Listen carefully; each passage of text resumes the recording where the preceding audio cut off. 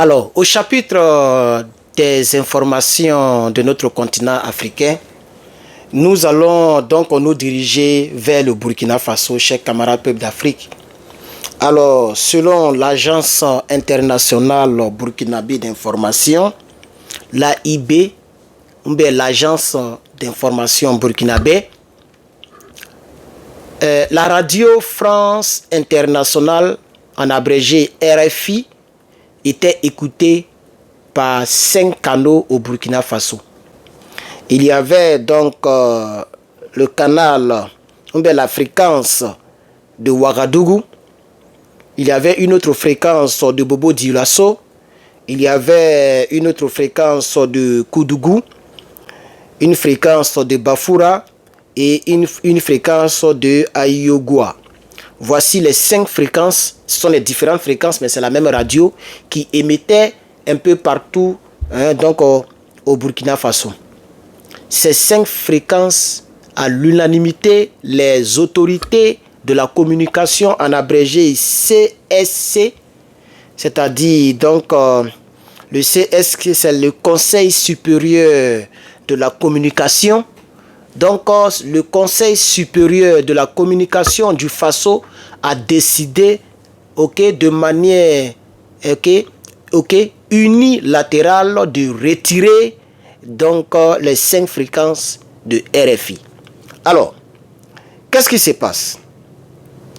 Depuis 2022, qui est donc une année de grâce, de bénédiction pour le Burkina Faso, les médias français se sont donné le rôle de pouvoir se mettre dans la peau de l'ennemi de l'AES et surtout du Burkina Faso, en s'appuyant sur une politique de diabolisation et en salissant le nom du premier responsable du Faso, c'est-à-dire le capitaine président camarade Ibrahim Traoré. Alors, depuis 2022, les chaînes Toubaboulial ont commencé à être donc retirées du Burkina Faso parce qu'on peut pas mettre sur notre sol, on peut pas permettre à ce qu'une chaîne étrangère vienne parler contre notre sol sur lequel on l'a accueilli. Parce que la radio s'appelle RFI, Radio France Internationale. Donc c'est une radio française qui a ses canaux et ses antennes au Burkina Faso. Donc, quelle que soit la position des Burkinabés politiquement parlant, quel que soit le leader politique burkinabé, vous l'aimez ou pas, vous n'avez pas le droit, étant sur notre sol, de non seulement diffuser des informations, proliférer des informations qui sont d'abord, qui vont contre les intérêts du pays, mais en même temps, les chaînes Toubaboulial là mentent. Vous voyez, c'est des menteurs. Par exemple, la tragédie qui a frappé le Burkina Faso il y a déjà 1 mois de cela, les gens ont eu à dire qu'il y a eu plus de 400 et quelques décès. Entre nous savons que c'est aux alentours de 90 ou 100 et quelques. Vous voyez, parce qu'en réalité, le patron de ces chaînes Toubaboulial là, c'est-à-dire l'Élysée, n'est pas politiquement d'accord avec les pays de l'Alliance du Sahel ou l'Alliance des pays du Sahel, dont fait partie donc le capitaine président et son peuple, le peuple intègre, le pays des peuples intègres. Donc, je pense que je suis, en tant qu'analyste politique africain et en tant que membre de l'Alliance des pays du Sahel, mais je suis totalement d'accord que RFI soit retiré donc du Burkina Faso. Ce que je veux vraiment qu'on m'éclaircisse, vous allez m'aider en commentaire, parce que généralement, c'est ce que je n'ai pas compris avec l'AES, il faut que je sois vrai envers mes pays, que ce soit le Niger, le Mali, le Burkina. Ce que je ne comprends pas, surtout avec les canaux, vous ne les retirez pas définitivement. On a vu ici, je pense que c'était TV5 Monde du côté du Mali, à qui ils ont donné un retrait de 6 mois, un retrait temporaire. Vous voyez, et moi-même j'avais dit que c'est bien, mais en même temps c'est pas total. Parce que je ne suis pas d'accord avec 6 mois. Mais quand les 6 mois vont finir, cette chaîne va revenir encore dans ses pratiques. Il faut au moins dire qu'on vous suspend jusqu'à un nouvel ordre. Je pense que ceux qui me suivent du jour au jour se rappellent de ma vidéo là-dessus. Et donc, ça a été toujours le cas. Ce sont des délais et des intervalles de temps que nos pays de l'AESM donnaient à ces chaînes. Peut-être que c'est une prudence, c'est une punition pour voir si ces chaînes vont changer. Mais moi, je connais Toubabou. Toubabou n'a pas d'amis. Tout ce que Toubabou fait, c'est dans son intérêt. Tant que ces chaînes toubabouliales seront basées en Côte d'Ivoire, en Afrique, ces chaînes-là ne communiqueront que dans l'intérêt suprême de leur pays. C'est aussi simple que ça. C'est aussi simple. Il faut que les Africains le comprennent une bonne fois pour toutes. Donc, si vous voyez, parce que tu peux pas venir avoir une chaîne ici aux États-Unis et puis tu vas communiquer contre l'État américain. C'est pas possible. Si, par exemple, un citoyen américain dit sa part de vérité, bon, la constitution du pays protège ce citoyen, mais une chaîne étrangère qui quitte là-bas et puis qui dit du n'importe quoi, et en plus du mensonge, et qui soutient même les terreaux dans ses communications, mais c'est énervant. Ils ne vont pas l'accepter. Vous voyez, même les Français eux-mêmes, si Burkina.fr, ou bien si vous voulez Bamako International, ou bien Burkina 24 va s'installer à Paris pour communiquer contre l'Élysée, mais vous allez voir que cette chaîne n'aura pas de succès. Rapidement, purement, ils vont fermer cette chaîne. Donc, il faut que les gens nous comprennent. Les gens diront que le capitaine Ibrahim Traoré est un dictateur. Mais, vous voyez ici, le nom du capitaine n'a nullement pas été cité. C'est le Conseil supérieur de la communication qui a pris ses responsabilités. Mais sûrement qu'ils ont demandé l'avis du président, ou c'est le président lui-même qui a demandé à ce que ça soit fait. Rien ne peut se faire sans le chef suprême des armées, sans le chef de l'État.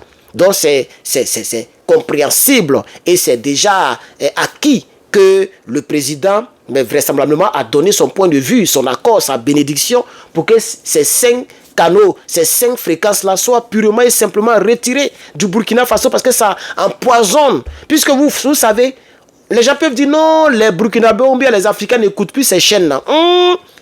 L'homme noir, jusqu'à présent, le noir s'est toujours rabaissé. Le noir a toujours considéré les Toubabous comme les êtres supérieurs, comme des gens qui disent toujours la vérité, comme des gens qui sont comme des dieux. Il y a beaucoup d'Africains qui considèrent les Toubabous que nous.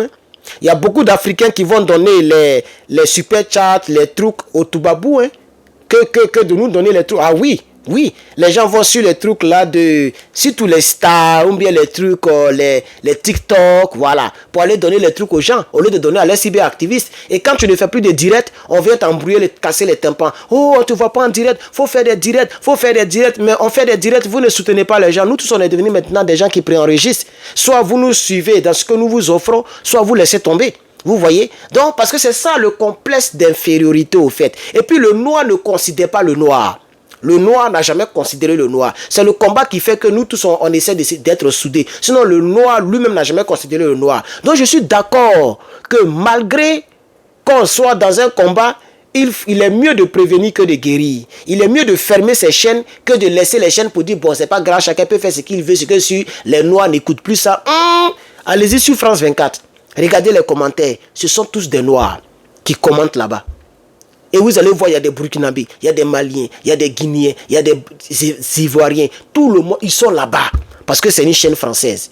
Mais quand vous allez sur Africa Media, mais il n'y a pas assez de commentaires quand Africa Media fait direct. Il n'y a pas assez de commentaires. Africa Media a combien d'abonnés aujourd'hui? Je ne sais pas, mais je ne pense pas que ça peut atteindre les 7 millions d'abonnés que France 24 a. Et qu'est-ce qu'ils ont fait? Qu'est-ce que France 24 fait?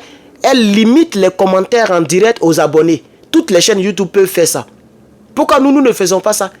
Parce qu'on se dit que, bon, on n'a pas besoin de faire ça. Malgré ça, pour que les gens s'abonnent, c'est compliqué. Il y a des gens qui nous suivent sans être abonnés. Vous voyez? Parce que ces personnes te disent que si je m'abonne, ça va faire un plus sur sa chaîne. Ou bien ça va faire, attends, tu es abonné, tu n'es pas abonné, ça n'empêchera pas à ce que la chaîne grandisse. Parce qu'il y a toujours quelqu'un qui va trouver l'utilité de s'abonner pour pouvoir voir nos prochaines vidéos et pour ne pas nous perdre de vue. Donc c'est un peu ça. Donc je suis d'accord avec la décision du Conseil supérieur de la communication du Faso, le CSC du Faso. Je suis d'accord que ce Conseil supérieur de communication ait pris ses responsabilités et ait retiré ces 5 canaux de France 24 dans ces 5 grandes villes parce que ça empoisonne un peu les esprits faibles du Faso.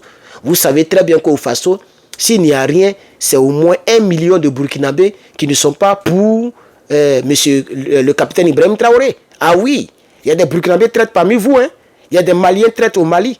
Il y a des Ivoiriens traitent en Côte d'Ivoire. Il y a des Sénégalais traitent au Sénégal. Il y a des Gabonais traitent au Gabon. Dans tous les pays, il y a des traites. Et ces traites-là sont nombreux.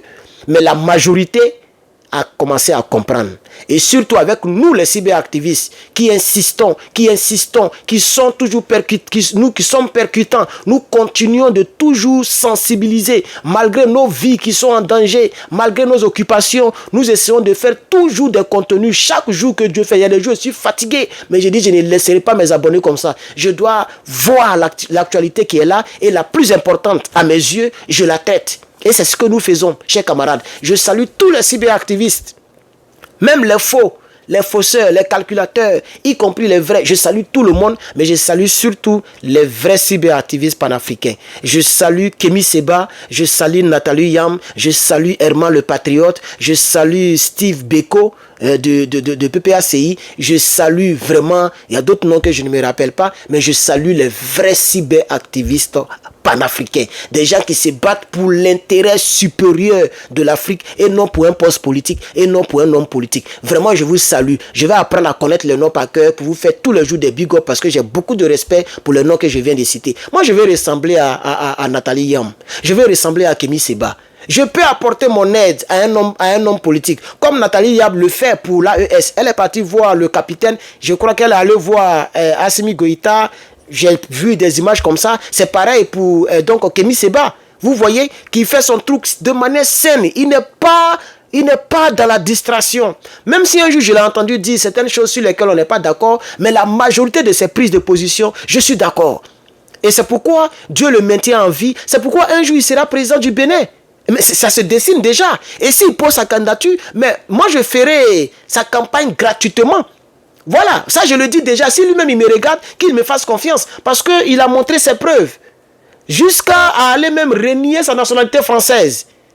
Vous voyez, c'est ça la triste réalité. Il paye le prix lourd. Si demain il devient président, que les gens ne soient pas étonnés. Chers camarades peuple d'Afrique, chers cyberactivistes qui calculent. Quand vous calculez, bon, et si l'homme politique pour lequel tu calcules est décédé, tu fais comment? S'il n'est plus là, toi tu fais comment? Puisque vous faites des compromissions, vous faites des tris. Ce n'est pas bien. Soyez pour l'intérêt supérieur du continent. C'est comme ça que Dieu vous bénira. Sinon, vous n'allez pas arriver quelque part.